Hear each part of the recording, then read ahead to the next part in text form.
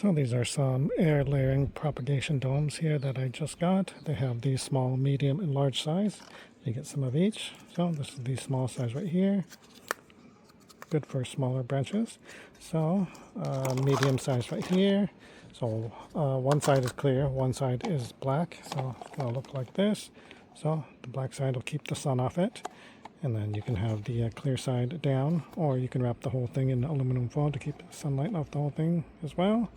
So, and then these have the holes, so water can, if you want to moisten it, you can do that.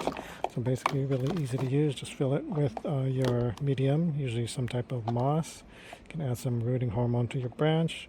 Anyways, there's a lot of YouTube videos how to do this air layering. But then, yeah, after that, seal it up. These just snap into place. And then you can use some zip ties as well to seal it if you like as well, to tighten it. And then after that, just wait a few months and then you should have some roots on your plants. So really easy to use. This is what it looks like here on the tree. So you can see, just put it on your tree.